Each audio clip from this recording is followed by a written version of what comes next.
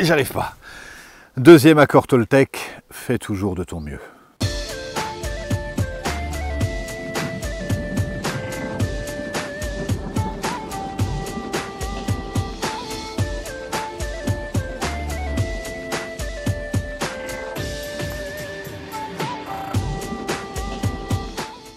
Bonjour et bienvenue aux Chroniques du Moulin. J'ai commencé la semaine dernière à vous parler des accords Toltec. Ça m'a pris à cœur de partager avec vous ce joyau de la spiritualité. Et merci à Don Miguel Ruiz d'avoir mis en lumière ces accords Toltec et merci à Olivier Clerc de les avoir traduits. Ils ont fait un magnifique travail tous les deux. Et ces accords Toltec, l'accord la semaine dernière était que ta parole, que ton verbe, ta parole soit toujours impeccable avec tout ce que ça. Je vous encourage à regarder, comme ça c'est la continuité. Et aujourd'hui, cette invitation à faire toujours de son mieux. Et là, c'est une invitation qui est intéressante dans notre quotidien parce que on a toujours, depuis l'école, cette tendance à nous montrer que ce qu'on fait n'est pas, on met toujours en lumière les fautes ou les erreurs. Quand on regarde les cahiers de l'écolier, c'est les fautes qu'on encourage. On souligne les mots en rouge, là où dans d'autres pédagogies, c'est les mots justes qu'on souligne en vert. Ça n'a pas la même incidence. Donc il y a tendance, comme ça, à toujours mettre la lumière sur les erreurs. Et quand on met la lumière sur les erreurs, on peut nourrir en soi un manque de confiance et un manque d'estime. Et depuis 30 ans que j'accompagne les groupes, j'ai pu voir à quel point profondément ce qui nous empêche de réaliser notre œuvre, c'est-à-dire de vivre du métier qui nous passionne, de vivre la relation amoureuse qu'on a envie de vivre, c'est essentiellement le manque de confiance en soi et le manque d'estime de soi. C'est parce qu'on ne s'aime pas assez et donc on ne se fait pas assez confiance et qu'on va nourrir des croyances limitantes sur soi, je ne suis pas capable, j'y arriverai pas.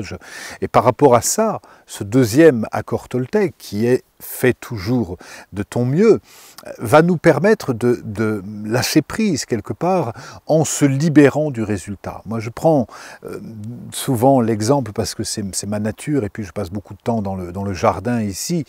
Il y a des fois ici, et ça a été le cas cet été par exemple, où on a vraiment mis beaucoup d'élan pour avoir un beau jardin. On fait de la permaculture dans le potager au Moulin de Beaupré, donc ça veut dire qu'il y a beaucoup de temps qu'on passe. Voilà, avec de façon naturelle, pour avoir des récoltes naturelles, pour nourrir les gens qui viennent au moulin.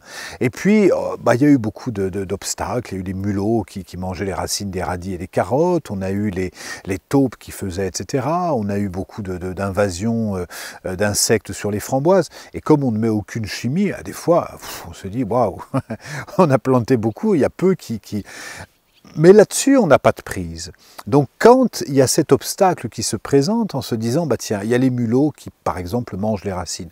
Qu'est-ce qu'on peut faire par rapport à ça? On peut essayer les ultrasons, on peut essayer, j'ai essayé ça avec des tiges en fer sur lesquelles on met un bocal en verre pour créer une vibration quand il s'approche du trou. J'ai mis des gousses d'ail dans les trous des mulots. On essaye ce pourquoi on peut faire. Et là, on va agir, ou cette phrase de Marc Aurèle, donne-moi le courage de changer ce que je peux changer, la sagesse d'accepter ce que je ne peux pas changer, et le discernement de reconnaître l'un de l'autre. Et ça, c'est vraiment très important dans notre posture, quand on veut atteindre un objectif, c'est de se concentrer sur ce sur quoi nous avons de la marge, du pouvoir. Je dois par exemple, je viens pour un entretien d'embauche, est-ce que le recruteur va signer pour m'embaucher? C'est pas moi qui signe, donc j'ai pas de prise. Donc ça sert à rien de me dire il faut absolument que je l'ai, il faut absolument que je l'ai. Je passe mon permis, ah oui, je l'ai raté 2 fois déjà, il faut absolument que je l'ai, il faut absolument que je l'ai. Je n'ai pas de prise sur cet objectif. En revanche, j'ai de la prise sur quoi? Sur la façon de tenir mon volant, sur la vigilance que je peux avoir à regarder dans le rétroviseur, sur mon respect des signaux routiers, etc. Là-dessus, j'ai de la prise. Donc on va se libérer de l'enjeu, et une fois qu'on est libéré de l'enjeu, là, à ce moment-là, vraiment, on peut faire de notre mieux. Et vous voyez, quand on est dans cette, et j'insiste dans le faire de votre mieux, quelle est l'intention que j'ai posée? Moi, tous les matins, en me réveillant, je pose une intention. Aujourd'hui, je vais œuvrer dans cette direction. Aujourd'hui, je vais développer telle qualité. Je vais développer la patience, je vais développer être plus tolérant, être plus... Et puis, le soir, je regarde ça. Des fois, j'ai avancé à 80%, des fois, j'ai avancé à 5%.